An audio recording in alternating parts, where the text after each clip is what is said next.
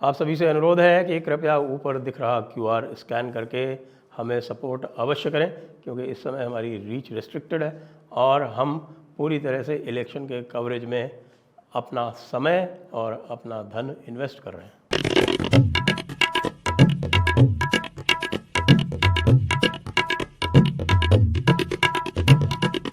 नमस्ते, आप सभी का स्वागत है आज के इस कार्यक्रम में। और आज हमारे साथ एक बार फिर से जुड़ रहे हैं बाबा रामदास जी।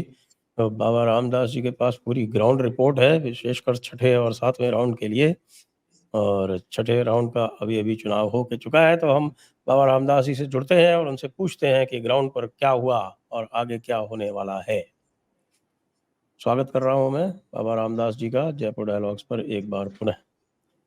तो बाबा जय जी, हो। हरियाणा में तो आपने बहुत इंटेंस सर्वेलेंस की है, जी तो आप हमें बताएं कि क्या रहा। जो आपका 10-0 की भविष्यवाणी जो आपकी थी, वो पूरी हो रही है या नहीं हो रही है? सर, मैं तो डे वन से ही हरियाणा को लेके बड़ा आश्वस्त था कि हरियाणा में बीजेपी अपना क्लीन स्वीप का जो 2019 वाला रिकॉर्ड है उसको मेंटेन करेगी। और हरियाणा में पूरा का पूरा फोकस जो था ना, वो था सर रोहतक पे। और हरियाणा कांग्रेस ने भी, हुड्डा साहब ने भी अपनी पूरी ताकत रोहतक सीट पे लगा रखी थी। और रोहतक अगर सही पूछा जाए तो हुड्डा साहब के लिए ना नाक का सवाल हो गया था। और ऐसा बीजेपी तो मान लीजिए 10 सीटों पे चुनाव लड़ रही है और लड़ी है, और बीजेपी का फोकस अभी 10 सीटों पे था। परंतु हुड्डा साहब ने सिर्फ और सिर्फ रोहतक लड़ा। मतलब बाकी सीटों पे तो वो एक दिन के लिए बस नाम मात्र के लिए थोड़ा सा निकले। राहुल जी आए थे दादरी, तो दादरी वाली सभा में चले गए थे। अदरवाइज मतलब he has hardly campaigned in any of the constituencies. मतलब सिरसा तो वो बिल्कुल ही नहीं गए। उनसे लेके उनको सवाल भी पूछा कि आप सिरसा गए नहीं, बोले मुझे शैलजा ने बुलाया नहीं। तो रोहतक सर सबसे फियर्स कॉन्टेस्ट जो हुआ है, अगर सही पूछा जाए तो वो रोहतक में हुआ है। और रोहतक के को लेके मैं पहले दिन से आश्वस्त था कि रोहतक में इस बार दीपेंद्र फिर हारेंगे। तो मेरे अपने रीजन से मेरा अपना एनालिसिस है। और उधर क्या है कि लोग ऐसा बताते हैं कि रोहतक में पिछले चुनाव में 2019 में 75,000 की लीड कोसली से मिल गई थी बीजेपी को, और फिर वो पूरे बाकी 8 विधानसभाओं में टूटी ही नहीं लीड, वही नहीं लीड कवर हुई। तो लोग बताते हैं कि इस बार पूरे 5 साल तक हुड्डा परिवार पूरा जो है वो कोसली में उसने फोकस रखा और डेरा डाले बैठे रहे। तो they have tried their best in Kosli. पर सर कोसली में यादव काफी अच्छा वोट है, और यादव्स हरियाणा के जो हैं वो स्टॉन्च बीजेपी सपोर्टर्स हैं, रहे हैं। तो जो थोड़ी बहुत कसर थी वो राविंद्रजीत ने भी पूरा बकायदा पूरा जबरदस्त चुनाव प्रचार किया। और उन्होंने बकायदा एक पर्सनल अपील की वोटर्स से कि भैया ये अरविंद शर्मा मेरा आदमी है, तुम ये समझ लेना मैं चुनाव लड़ रहा हूं रोहतक से, इसलिए तुमने मुझे वोट देनी है।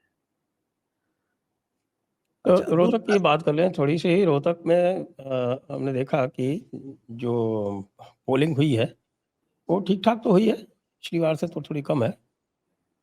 लेकिन 3 जो विशेषकर जो यहाँ पर क्षेत्र हैं, एक किलोई और दूसरा मेहम और तीसरा आपका कोसली, जी इन 3 में सबसे ज़्यादा पोलिंग हुई है।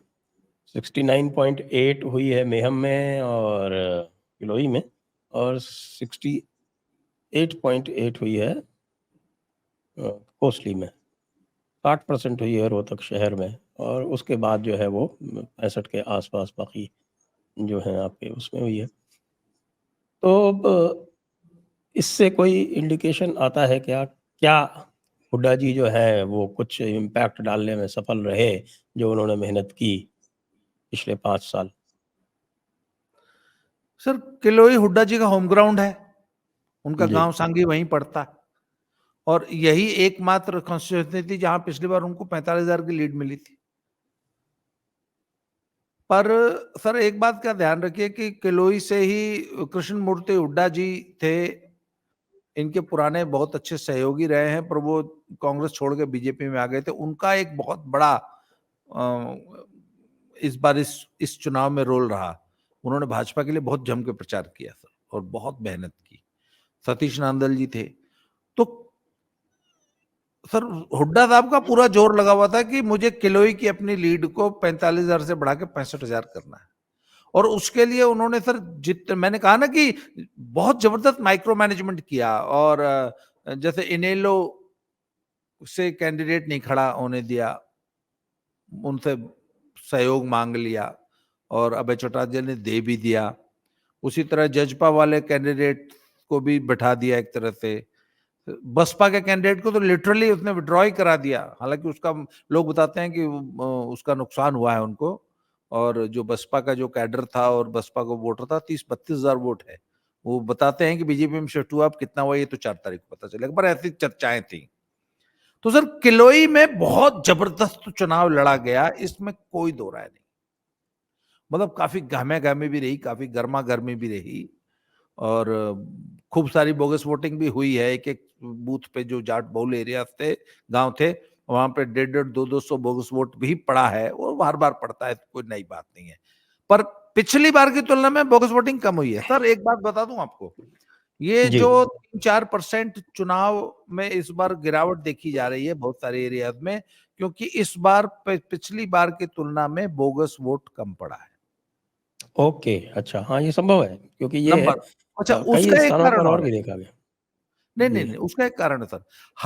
कोई ऐसी भारत में कोई ऐसी सीट नहीं है जहां 10-20-50 हजार नाम न कटे हों। जो डेथ वाले कैंडिडेट है वो तो नहीं, पर वो जो होता था ना कि दोनों 2-2 3-3 जगह वोटर लिस्ट में नाम होता था, वो नाम कट गए। होता कहता था जब ऐसे नाम होते थे कि बंदा मुंबई में रहता, उसका गांव में नाम है, तो उसका वोट पड़ जाया करता था गांव में। तो सर जब आपके वोट वोटर लिस्ट से ही कट गए, तो आप बोगस वोट किसका डालोगे? तो सर एक एक सीट पे लाख लाख तक वोट कटे हैं, नाम कटे हैं, तो बोगस वोटिंग तो अपने आप कम हो गई। तो 2-3% वोट पोलिंग कम क्यों नहीं हो जाएगी? और इसके अलावा और भी बहुत सारे फैक्टर्स है ना। जैसे कि मैं हमेशा से कहता हूं, इस बार पैसा, मनी पावर नहीं चल रही है चुनाव में। पैसा नहीं खर्च, दारू वारू बटी कि नहीं बटी? नहीं, बहुत कम बटी है सर। दारू तो ऑलमोस्ट, मतलब दारू तो जीरो ही हो गई। मेरे मेरे एक दोस्त हैं, वो तो ही इज बड़ा इनटू, तबका है वो सिर्फ दारू की वजह से वोट देने जाता है, उसका क्या होगा? बिल्कुल बिल्कुल सर, वो दारू नहीं बटी, कैश पैसा नहीं बटा। कुछ कुछ जगहों से तो हैं, खबरें हैं। तमिलनाडु में जैसे कोई कमी नहीं आई है, बंगाल में भी ठीक ठाक है, परंतु इधर की तरफ नॉर्थ में, यूपी में इस बार दारू और मनी पावर, मसल पावर का कोई रोल नहीं दिखाई दे रहा है चुनाव में। अगर है भी तो नेग्लिजिबल है, बहुत कम। पुराने जमाने में जैसे दारू बहती थी, सरेआम रुपया बांटा जाता था। अच्छा एक चीज हाँ और है, वो तो है। पर हुड्डा साहब ने ऐसा, कल मुझे एक मित्र बता रहे थे कि हुड्डा साहब ने पैसा खर्चा किया है, रोहतक में काफी पैसा खर्च किया। मतलब सर मैं आपको बताऊं कि हरियाणा में ये चुनाव जो था कांग्रेस के लिए, वो विधानसभा का सेमीफाइनल था, और सारे के सारे लोग अपने विधानसभा की गोटी फिट कर रहे थे लोकसभा के चुनाव में। और जो एसआर के गुट है, वो उसने पूरी कोशिश की है कि वो हरियाणा में हुड्डा को निपटा दे, रोहतक में। तो सर ये सारे फैक्टर्स हैं। अब लेकिन ये कांग्रेस की जो इनर पॉलिटिक्स है, उसमें जो निपटाने वाले फैक्टर हैं वो हमारे राहुल बाबा और पप्पू जी पे काम करते नहीं है। उन्होंने तो अपना मानस बना रखा होता है और उसके बाद चाहे कुछ भी हो वो वही करते हैं। जैसे उन्होंने पूरा का पूरा इलेक्शन एक तरह से डेलीगेट कर दिया कि साहब हरियाणा का इलेक्शन तो केवल हुड्डा जी लड़ाएंगे, तो हुड्डा जी ने बाकी सबको निपटा दिया। तो नेचुरली जो दूसरे लोग हैं वो मिलके हुड्डा जी को निपटाने का प्रयास करेंगे ही करेंगे। सर एक बात बताऊं, वो इनफैक्ट राहुल जी के हाथ में नहीं है। देखिए क्षेत्रीय छत्रप जितने भी है ना हर स्टेट में, वो राहुल या सेंट्रल जो उनका जो लीडरशिप है उसके हाथ से बाहर निकल चुके हैं सर। उन नाम मात्र का सिर्फ पोस्टर बैनर पे सोनिया जी का राहुल जी का फोटो छाप देते हैं, बस उतना ही है। अदरवाइज सर राहुल जी का दखल अपनी स्टेट्स में कुछ विशेष रह नहीं गया है। और ये जो सोनिया जी और मान लो सोनिया जी राहुल जी तो एक ही हैं, प्रियंका गांधी के साथ जो इनकी खटपट लगी रहती है ना, इसका असर इनकी स्टेट यूनिट्स में भी पड़ता है। तो सर हरियाणा में भी रोहतक या कोई भी आप ले लीजिए, हुड्डा कोई राहुल के अंगूठे के नीचे रहने वाला आदमी है नहीं सर। ये लोग मोस्टली इंडिपेंडेंट हो चुके हैं सर। ये राहुल को मानते मानते नहीं है ज्यादा कुछ। ये वो हाल है जो मुगल सल्तनत में है, हाँ बिल्कुल औरंगजेब के मरने के बाद हुआ था। जी। औरंगजेब के मरने के बाद फिर सारे धीरे धीरे गुजरात अलग हो गया, बंगाल अलग हो गया, अवध अलग हो गया, हैदराबाद अलग हो गया। वही वाली स्थिति लगभग हो रही है जी क्या कांग्रेस की? जी बिल्कुल। और यही आप हमने राजस्थान के पिछले चुनाव में भी यही देखा था। और राजस्थान में तो गजब ही हुआ था। आपको पता है कि किस तरह से गहलोत जी को ये बनाना चाहते थे, और गहलोत जी ने इनको पटकनी दे दी, इनकी बात ही नहीं मानी। यही खड़गे जी जो हाँ आज हाँ अध्यक्ष बने बैठे हैं, ये वहां गए और इनसे कोई मिलने तक नहीं गया। हाँ। आप छत्तीसगढ़ में देख लीजिए, छत्तीसगढ़ का की जो लीडरशिप है कांग्रेस की, वो अपने हाईकमांड की कितनी मानती है। आप हिमाचल में देख लीजिए, पंजाब अब तो बेचारे बिल्कुल ही, पंजाब का तो अभिषेक बिल्कुल मनु ही सिंह बैठा जी ने बैठा हुआ चुनाव है। ही हरा दिया। हाँ, पंजाब में भी स्टेट लीडरशिप बिल्कुल कोई कोई वो नहीं। खैर पंजाब में तो खैर स्टेट लीडरशिप बची ही नहीं कांग्रेस की, नामलेवा नहीं बचा।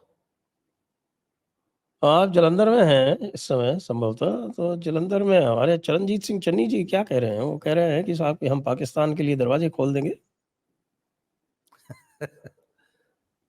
सर एक तो चरणजीत सिंह चन्नी वैसे ही सर एक फुका हुआ कारतूस है।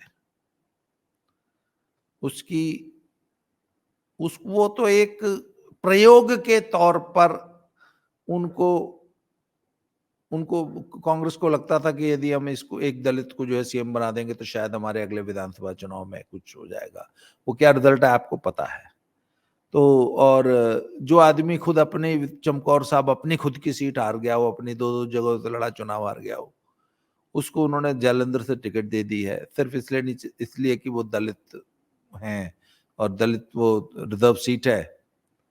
तो सर और वो जालंधर में तीसरे नंबर पे चल रहे हैं।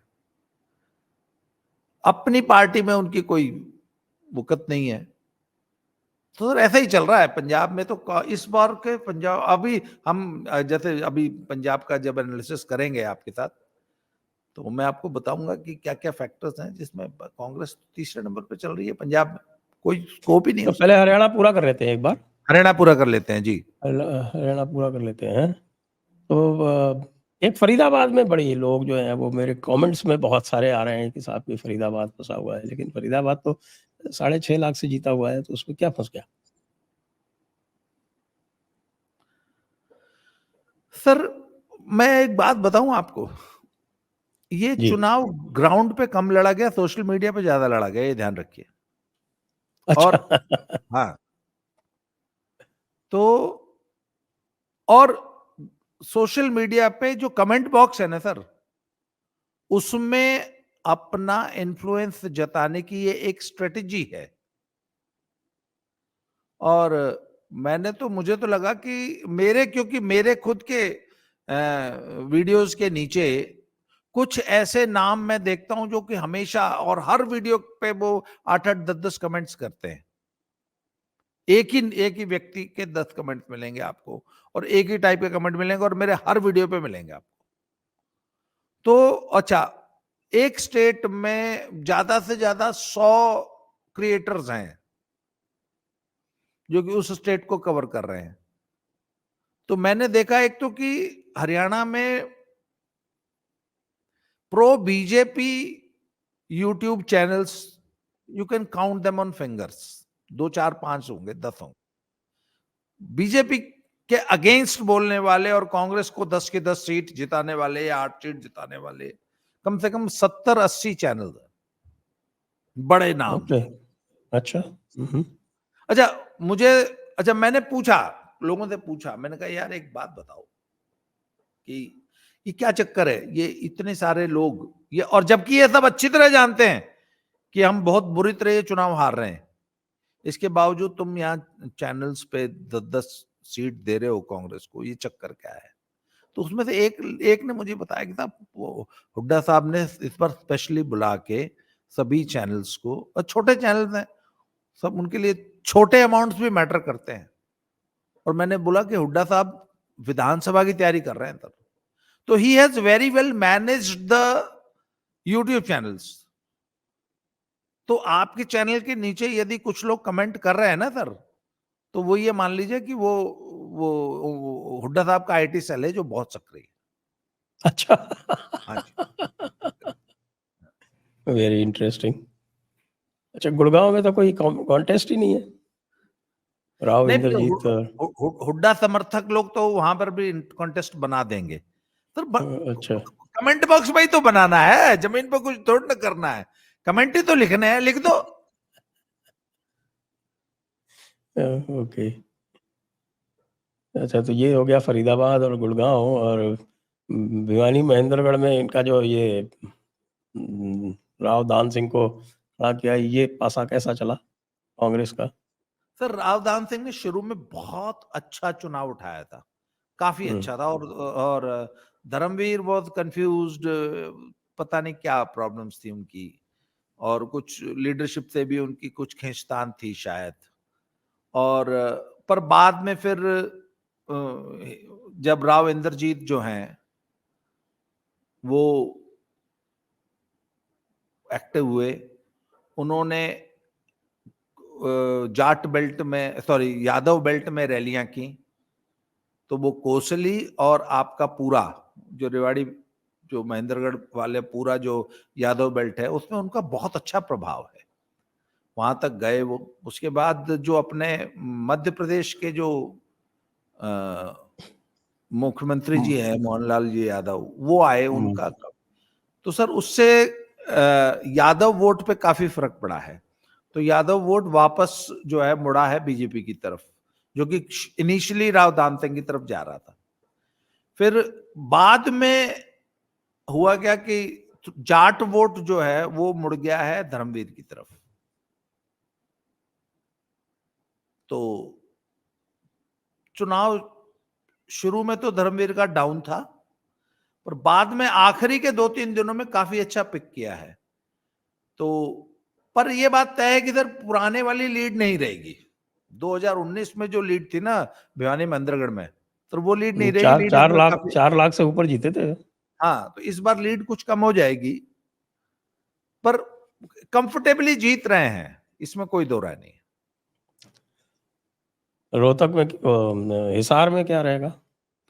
हिसार में कंफर्टेबली जीत रहे हैं, क्या नाम, रंजीत चौटाला जी, क्योंकि हिसार में सर जाट वोट, अच्छा एक चीज मैं बता दूं, जाट वोट पूरे हरियाणा में इवनली सर बटा है, इवनली। बीजेपी को जैसे रोहतक में 20% बाकी ओवरऑल हरियाणा में 25 से 30% या इवन 35% तक जाटों ने बीजेपी को वोट दिया है। तो यही हाल हुआ है तब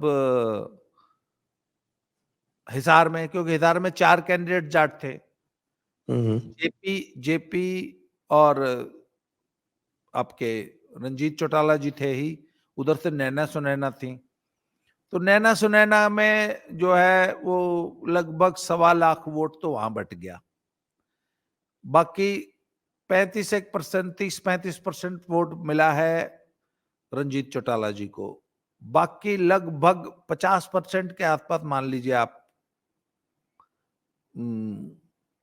जेपी को मिला होगा। पर ओबीसी वोट पूरा जो है वो पोलराइज हुआ है रंजीत चौटाला जी के पीछे। तो रंजीत चौटाला जी कंफर्टेबली जीत जाएंगे, कंफर्टेबल, मतलब it is going to be very comfortable win in favour of Ranjit Chautala, BJP. जी। हाँ तो जी। सबसे कांटे की लड़ाई सिरसा में लग रही थी रोहतक के बाद, तो सिरसा में फाइनली क्या रहा?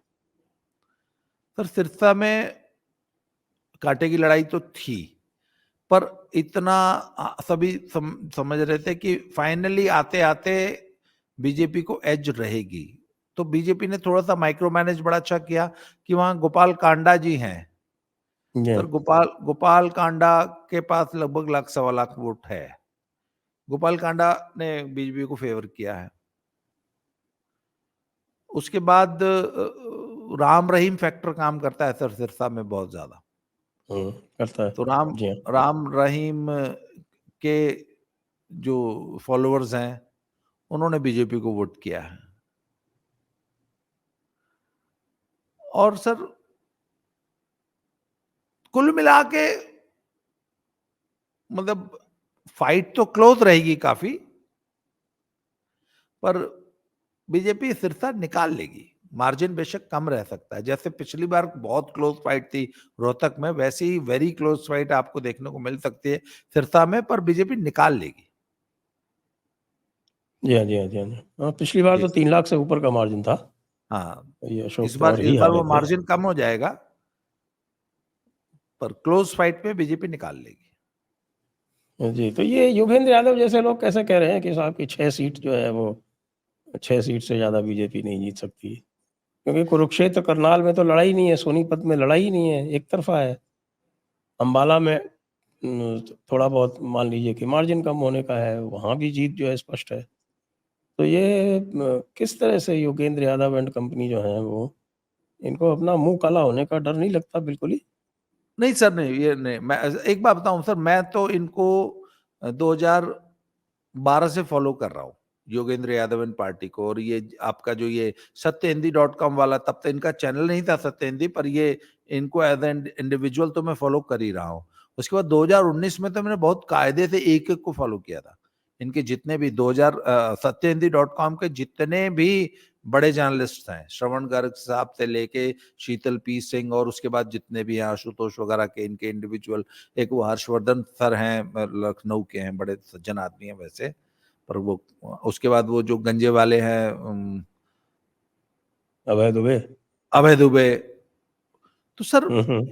इनको, सर ये लोग बड़ी बेशर्मी से, इफ यू रिमेंबर 2019 में ये कांग्रेस को 220 सीट दे रहे थे सर। अच्छा, काउंटिंग की पिछली रात तक 220 सीट दे रहे थे, अगले दिन कांग्रेस जो है 45-50 सीट पे सिमट गई, और फिर बड़ी बेशर्मी से कि ये तो वोटर को बहका लिया, बरगला लिया, पुलवामा हो गया। अच्छा, मैं इस बार सोच रहा हूं कि भाई इस बार तो पुलवामा भी नहीं हुआ, तो इस बार ये, अच्छा, मैं इस पे आज एक शाम को अपने फ्रेंड्स के साथ एक वीडियो करने जा रहा हूं कि क्या संभावित बहाने होंगे इनके 4 तारीख यहाँ भी डिस्कस कर लीजिए संभावित बहाने। नंबर 1 तो ईवीएम है, ईवीएम है, पहले क्योंकि तो कपिल ईवीएम सिब्बल है। कल मैदान में कूद पड़े ईवीएम को लेके। हाँ, हाँ, हाँ, उन्होंने तो बकायदा डूज एंड डोंट्स गिना दिए कि हुँ। एजेंटों, ये ध्यान रखना।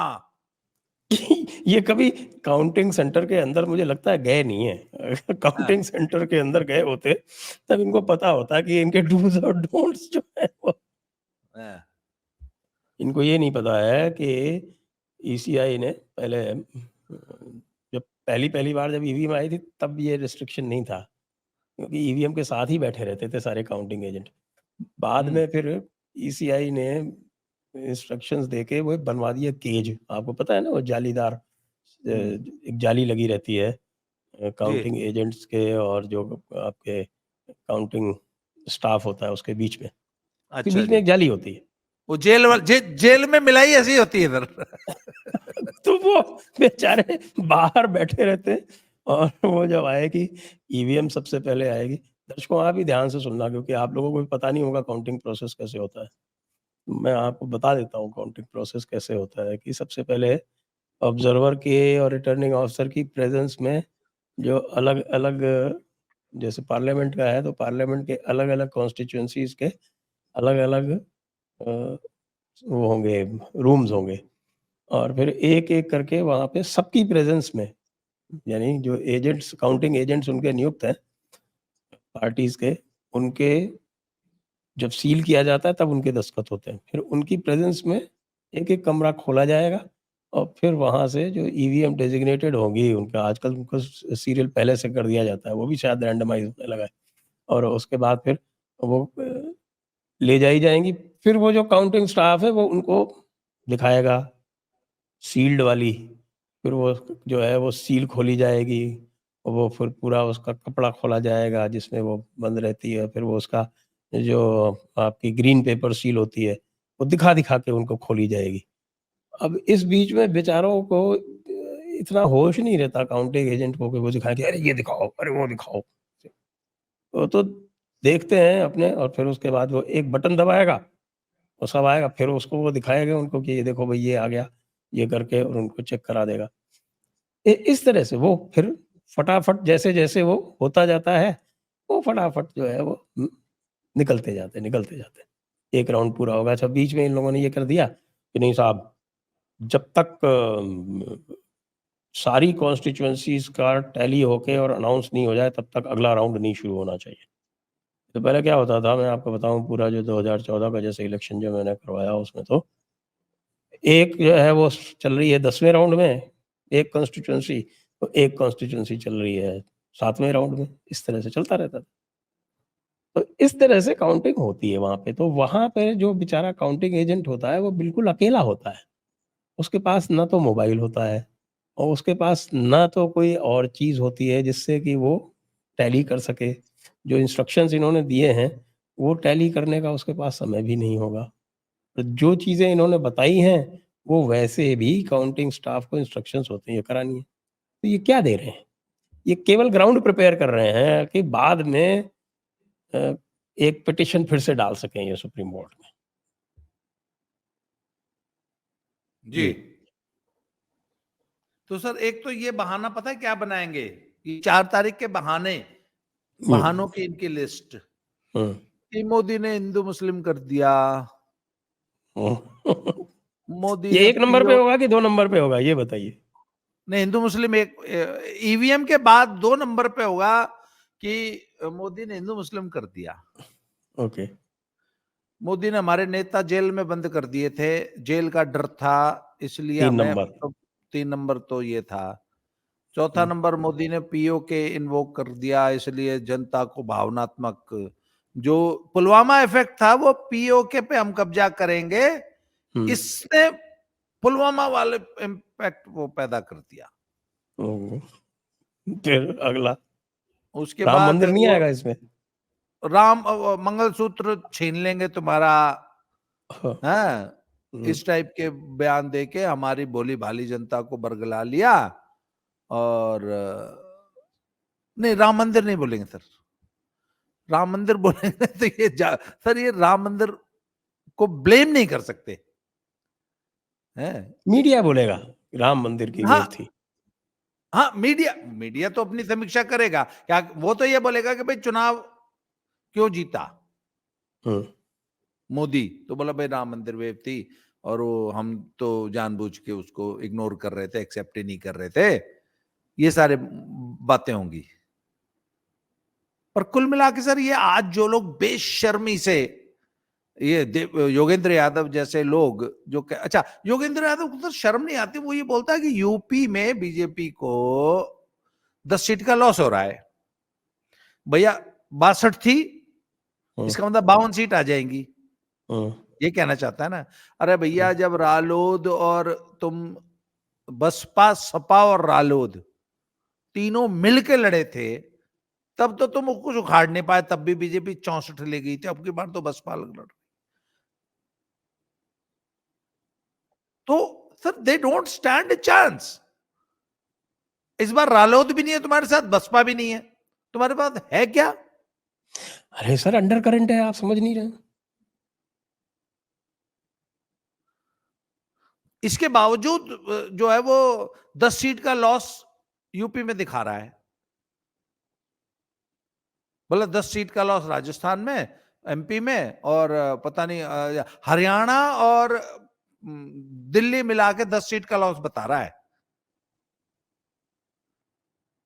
दिल्ली का तो कल पता चल गया, सुना उनकी शीश महल में बड़ा लड़ाई झगड़ा हुआ, सुनते हैं ऐसी बात चल रही। सर एक एक मित्र मुझे बता रहे थे कि वो अब वो कह रहा है कि अब मेरा चूंकि जेल जाने का टाइम एकदम नजदीक आ गया है, इसलिए मेरी बीवी को तुम लोग जो है फाइनल करो और उसको सीएम बना दो।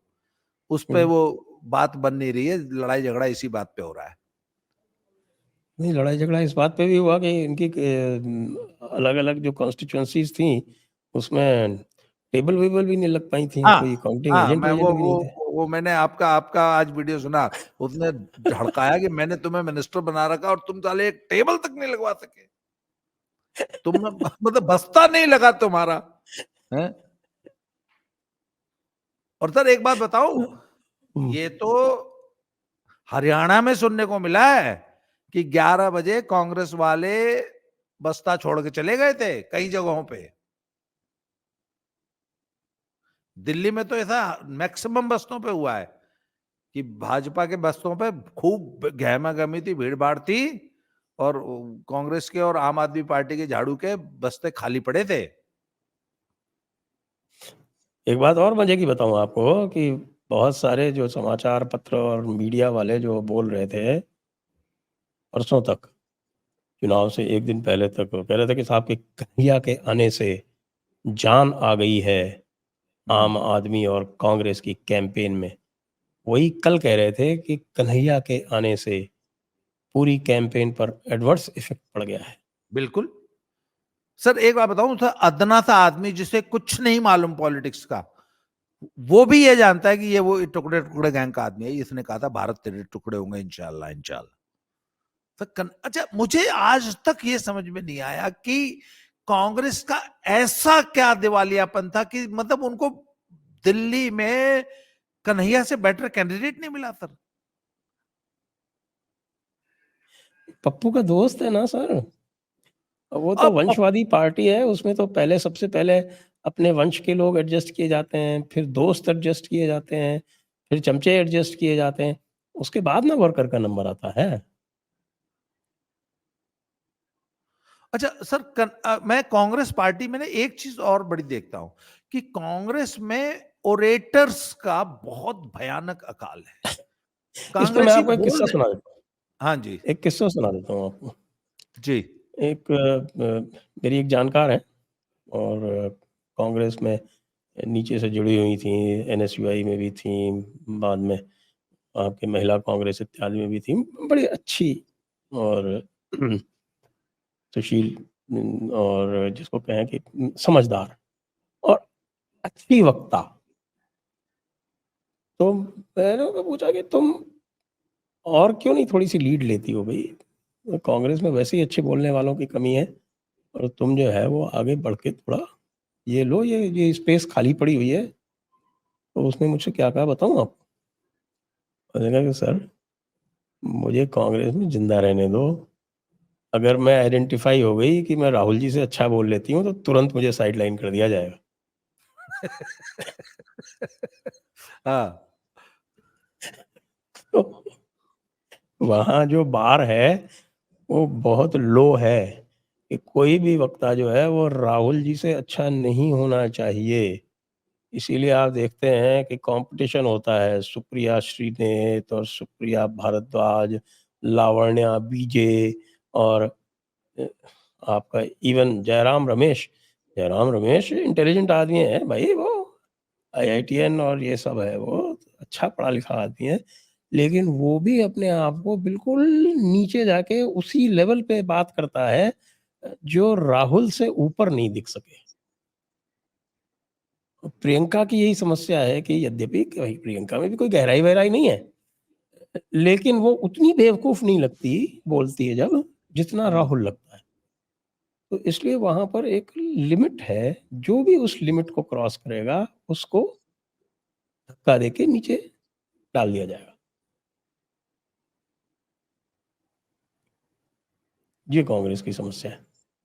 तो सर कुल मिला के इस चुनाव के बाद मैं तो हमेशा से कहता आया हूं कि इस चुनाव में कांग्रेस अपना ऐतिहासिक लो बनाएगी। हालांकि मुझे 44 से नीचे जाएगी। सर मैं तो 30 की बात करता हूं लोगों से कि मुझे तो तुम 30 सीट दिखा दो कहां से आ रही है। तो एक मेरे मित्र ने वैसे 30 तो गिना दी थी, उन्होंने बताया था मुझे कि कुछ कर्नाटका से, कुछ तेलंगाना से और कुछ केरल से। केरल से इनको ठीक ठाक सीट ऐसा बता रहे हैं मिल जाएगी। पर फिर मैंने कहा यार चाहे कितनी मिल जाए भैया, 30 is a huge number. 30 number कहां से लाओगे, क्योंकि और तो कहीं से मिल नहीं रहा है इनको कुछ। तो लेट अस सी सर। अब तो थोड़ा सा अब इस पे बात कर लेते हैं कि ये जो पूरा चुनाव है इसका डिफाइनिंग जो कैरेक्टर है वो क्या है? जब बात करते हैं कि 400 पार, और जब जाते हैं, नीचे जाते हैं और ये पाते हैं कि जो ये परंपरागत जो विश्लेषण आज भी जो है हमारे मूर्धन्य पत्रकार, ऐसी बात नहीं है कि 2019 में ये जातिवादी विश्लेषण नहीं कर रहे थे, ये तब भी जातियों पे आधारित विश्लेषण कर रहे थे और बाद में जो है वो इनके मुंह पर कालिख पुती। इस बार भी वो ये कह रहे हैं कि नहीं साहब, चुनाव लोकल हो गया है सब और जातियों में वापस आ गए हैं। और भारतीय जनता पार्टी ने जो जातियों का जो विरोधाभास कम किया था वो फिर से उमड़ पड़ा है। ये बात सही है या Modi still remains the top नहीं फैक्टर? सर, बिल्कुल सर, मैं आपको बताऊं, आई वॉज मतलब रेदर सरप्राइज्ड, क्योंकि मुझे लगता था कि ब्रांड मोदी जो है वो शायद कुछ 10 साल की एंटी इनकम्बेंसी, 10 साल की फटीक के बाद कुछ कमजोर पड़ना चाहिए था। बट ब्रांड मोदी 2014 और 2019 से ज्यादा बड़ा ब्रांड बन के उभरा है। नंबर 1। नंबर 2, ये मोदी का चुनाव है। और पंजाब जैसे स्टेट्स में जहां पे आमतौर पे लोग कल तक मोदी को पसंद नहीं करते थे, आज आप किसी से भी बात कर लीजिए, अगर वो बीजेपी को वोट देने जा रहा है तो उससे पूछो वोट किसको देनी है, तो वो मोदी का नाम ले रहा है, मोदी को देनी है। और इधर जैसे सर दिल्ली में बीजेपी ने 6 कैंडिडेट नहीं दिए, पुराने वाले को नाम याद नहीं थे, ज्यादातर के नाम मुझे अभी भी याद नहीं है। तो मैंने जिससे भी बात की, एवरीबॉडी सेड भाई वोट किसको, मोदी को। सर आज भी ये चुनाव मोदी का चुनाव है, मोदी को वोट मिल रहा है, मोदी के नाम पे वोट पड़ रहा है। Nobody knows the name of the candidate, पहली बात, सबसे बड़ी ऑब्जर्वेशन। नंबर 2, आखिर मोदी 10 साल बाद भी इतना पॉपुलर क्यों है कि आज भी मोदी पूरा चुनाव अपने कंधे पे खींच के ले जाता है। उसका सबसे बड़ा फैक्टर है सर रामलला का मंदिर।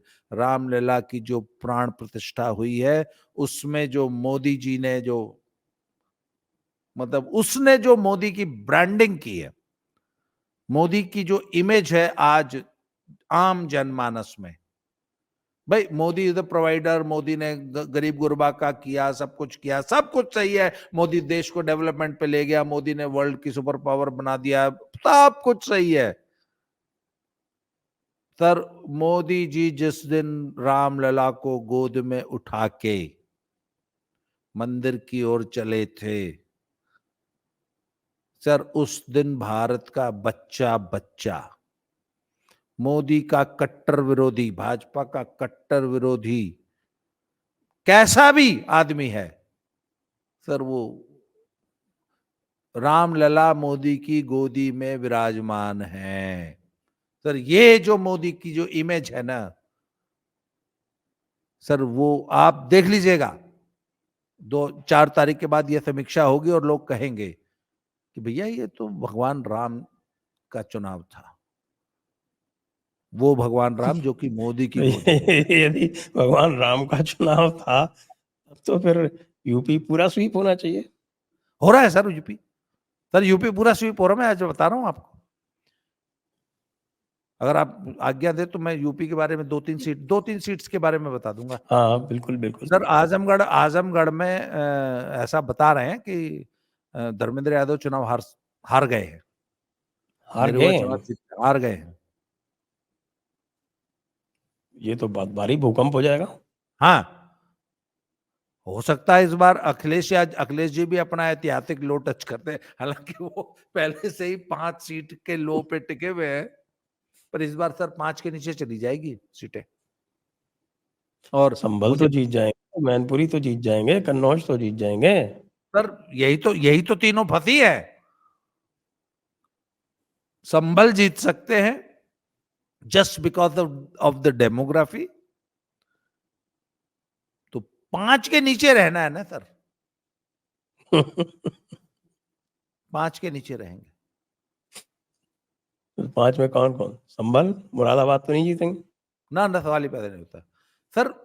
हम एक मतलब ट्रेडिशनल सीटें, इसलिए कन्नौज और मैनपुरी और मे बी संभल में और भी। आपके आपके गांव का क्या होगा, गाजीपुर का? वो तो गाजीपुर तो बीजेपी जीतेगी। पलट गई देखिए, स्थितियां। हाँ वो तो बहुत पहले पलट गई थी सर। देखिए, जहां भी बसपा लड़ जाएगी, आजमगढ़ क्यों फंसी? आजमगढ़ सर इसलिए फंसी क्योंकि बसपा ने जो मुस्लिम कैंडिडेट दी थी ना, वो महिला, उसका फिर टिकट चेंज करके शायद उसके हस्बैंड को दे दिया था। उसने बता रहे हैं कल लाख सवा लाख वोट खींच दिया, और यादव वोट ठीक ठाक निरहुआ ले गया, ठीक ठाक, सीट फंस गई।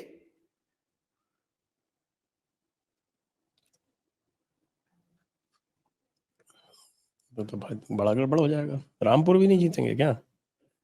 रामपुर तो सर शायद हिंदुस्तान का सबसे लो वोटिंग रामपुर में ही ना हुई है।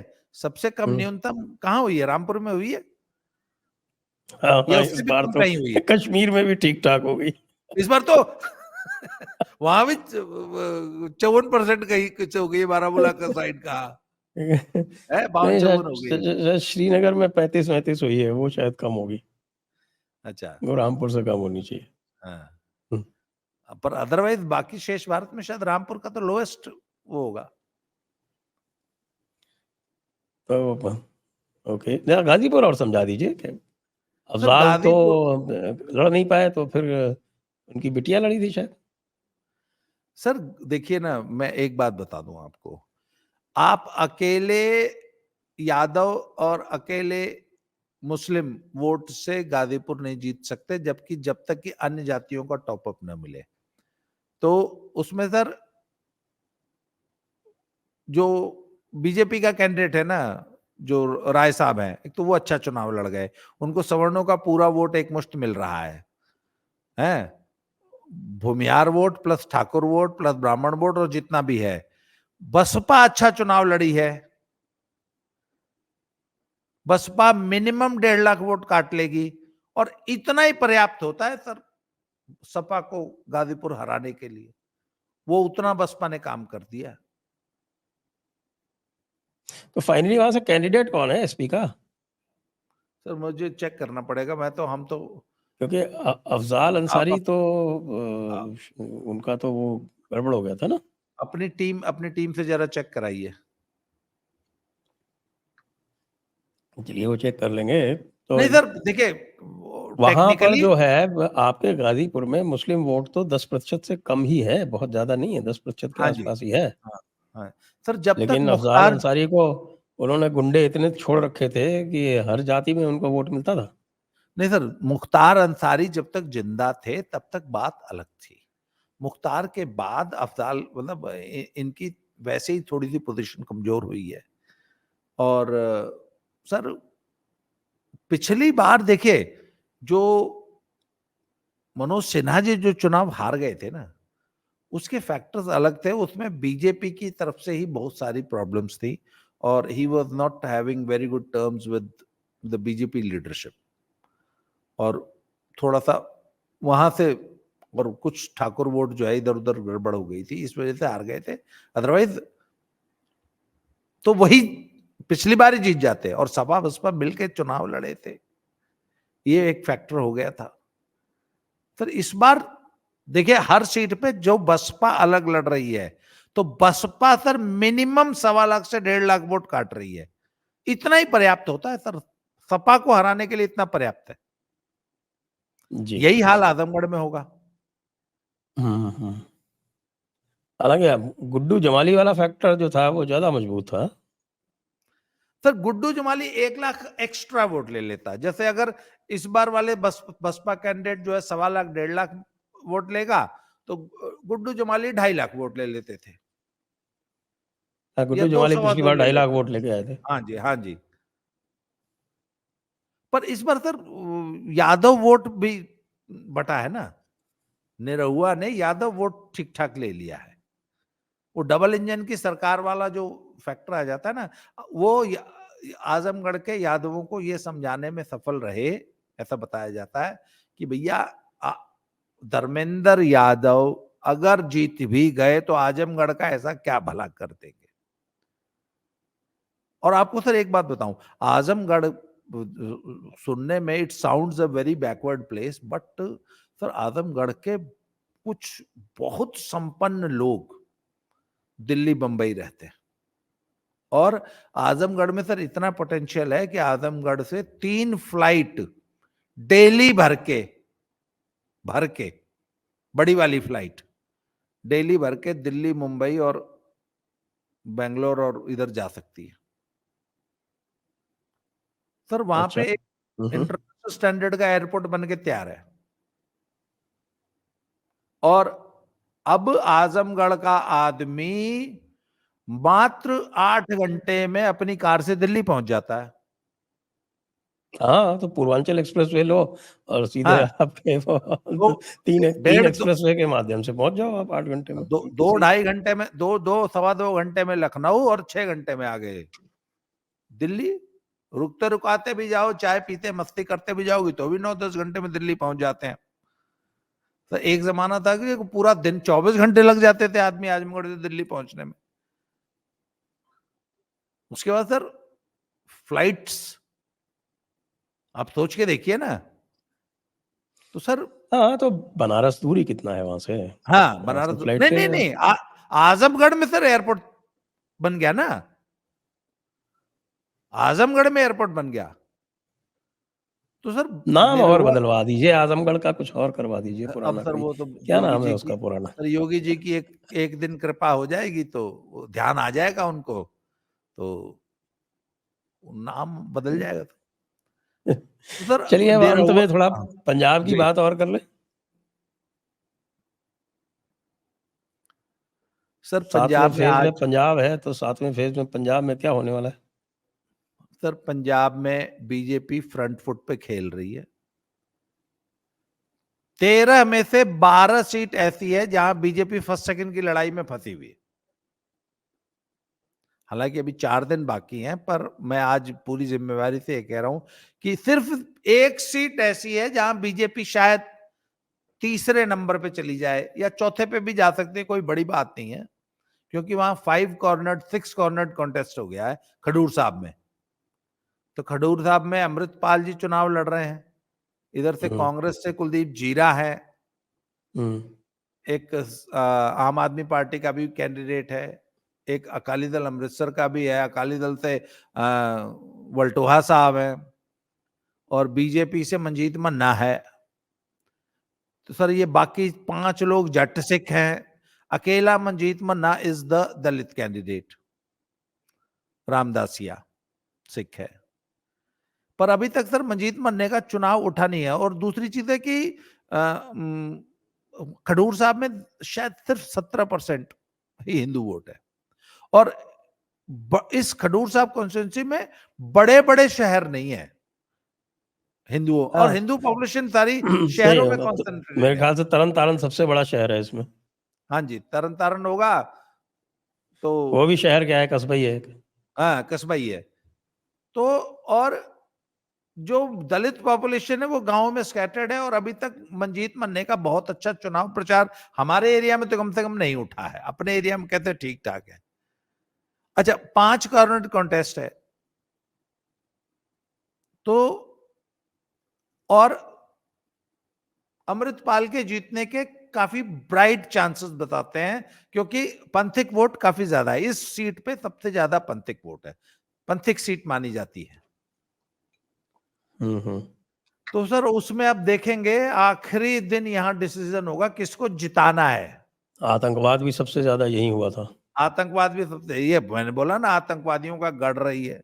ऐसे में हो सकता है अंतिम दिन अमृतपाल को रोकने के लिए कुछ गेम हो जाए यहां।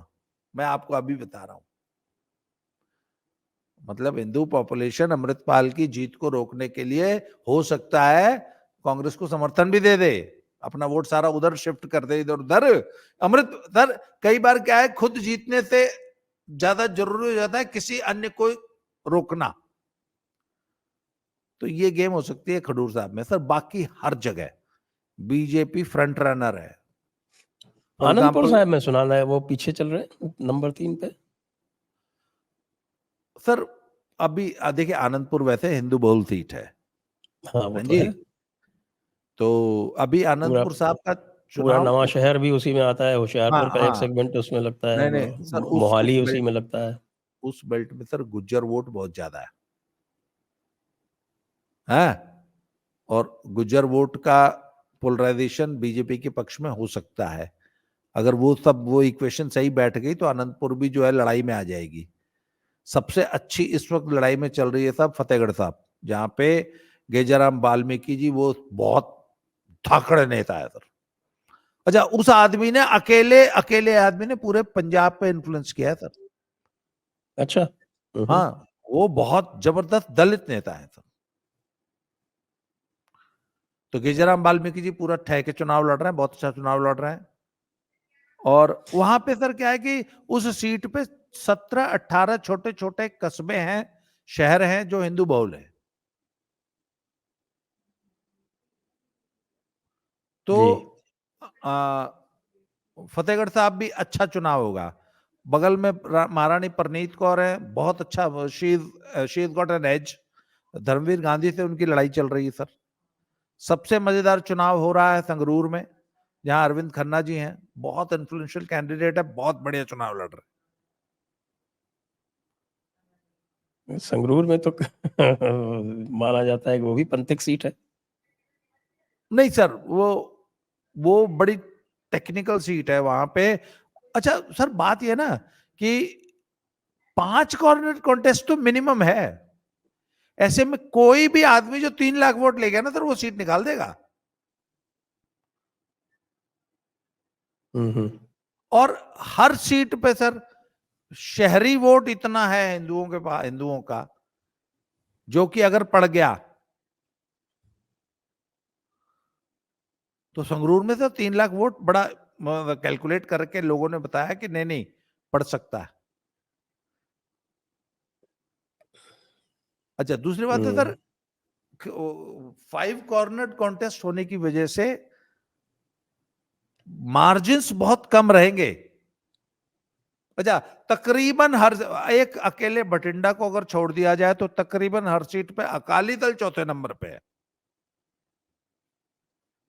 एक ये भी ओके। है, बड़ा इंपॉर्टेंट हम्म। ऑब्जर्वेशन।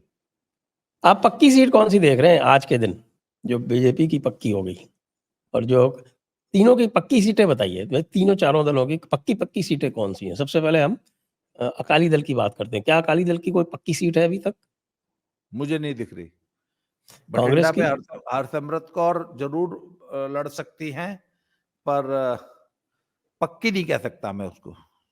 कांग्रेस की? सर कांग्रेस, मैंने बोला ना, पंजाब में सर चुनाव आखिरी दिन डिसाइड होगा, जब पार्टी ये करेंगे कि उनको, सर ऐसी 4 पार्टियां हैं जो जिनको अभी यही डिसीजन लेना बाकी है कि उनको अपना वोट अपने झोली में डालना है कि किसी दूसरे में डलवाना है।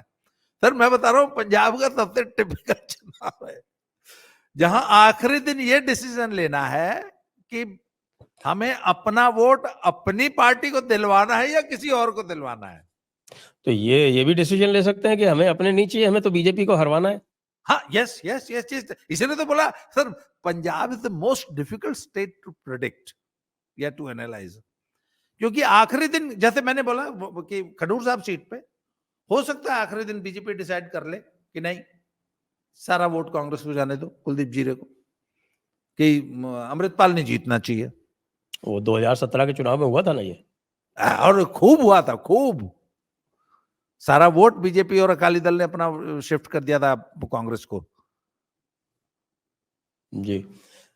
लेकिन अभी पक्की कौन सी दिख रही है? चलिए आम आदमी की सर बात कर लेते हैं। हम पक्की नहीं, हम एज की बात कर लेते हैं। तो आम हाँ, एज आदमी की की चलिए। हम सर देखिए, भटिंडा में हरसिमरत कौर को एज रहता है, अभी भी रहेगा। हम्म। वो एकमात्र सीट है जहां पे अच्छा उन्होंने पूरा जोर भी लगा रखा है। बाकी अकाली दल कहीं को पर एज। अकाली दल को एज भटिंडा में दूंगा मैं। बाकी सर जालंधर में एज बीजेपी की है, लुधियाना में एज बीजेपी को है, अमृतसर में बीजेपी फाइट में है। उसके सामने आम आदमी पार्टी भी उसको अच्छी फाइट दे रही है। आपकी संगरूर में एज शायद आम आदमी पार्टी की रहेगी, बीजेपी बहुत अच्छी फाइट दे रही है। फतेहगढ़ साहब में मैं अभी भी एज बीजेपी को दूंगा, गेजराम वाल्मीकि जी आगे चल रहे हैं। अनंतपुर साहब।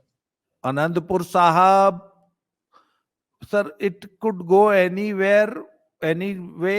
आई थिंक आम आदमी पार्टी बेटर कर सकती है वहां। लुधियाना। लुधियाना बीजेपी को एज है। पटियाला। पटियाला भी महारानी परनीत कौर को एज है। Gurdaspur. Jalandhar Gurdaspur BJP, Hoshiarpur BJP, Jalandhar. BJP, Firozpur. BJP, Faridkot. Faridkot BJP. तो फरीदकोट मतलब में आम फरीदकोट में हंसराज हंस ने बहुत अच्छा चुनाव लड़ा है। अच्छा कल एक चीज और बताऊं सर आपको, मतलब मैंने कहा ना, आपने जितनी भी बताई इसमें कांग्रेस को कहीं भी एज नहीं है। यस मैंने बोला ना, कांग्रेस तो तीसरे चौथे नंबर की लड़ाई में है अकाली दल के साथ। मतलब अकाली दल को भी कम से कम एक जगह तो एज है, कांग्रेस को एक जगह भी एज नहीं है। यस अच्छा एक चीज और, नहीं नहीं नहीं सर उसमें पर गाड़ी कहाँ, मतलब कहानी कहाँ पलट जाएगी जब कुछ सीटों पे आम आदमी पार्टी अपना वोट कांग्रेस को शिफ्ट करने का टैक्टिकल एंड एक डिसीजन ले लेगी बीजेपी को रोकने के लिए। कुछ जैसे सीटों संगरूर। पर बीजेपी को रोकने के लिए आम आदमी पार्टी और कांग्रेस, इवन अकालीस हो सकता है ये तीनों गैंग अप कर जाएं कुछ सीटों पे बीजेपी के खिलाफ। इसलिए सर ये मैंने बोला ना, अच्छा पंजाब में ये होता आया है, बड़ी नॉर्मल सी बात है ये पंजाब में कि खुद जीतो चाहे मत जीतो, सामने वाले को नहीं जीतने देना, तीसरे को जिता दो। इस अच्छा कल मैं आपको एक चीज और बताऊं, कल एक बड़ी अजीब सी घटना हुई है। फगवाड़े से होशियारपुर के बीच में 15 किलोमीटर लंबा ट्रैक्टर रैली हुई है जिसपे भाजपा के झंडे लगे हुए थे। 15 किलोमीटर 15 किलोमीटर लंबी।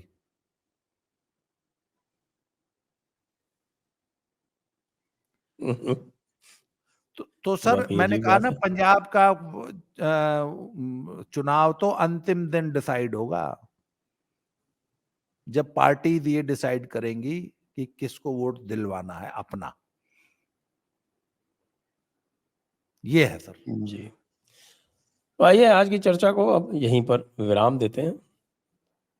दर्शकों का बहुत बहुत धन्यवाद, आपका भी बहुत बहुत धन्यवाद बाबा Ramdas ji. Thank you sir, जय हिंद, थैंक यू जय वेरी मच। भारत, वंदे मातरम। जय हो, जय श्री राम, जय जय श्री राम।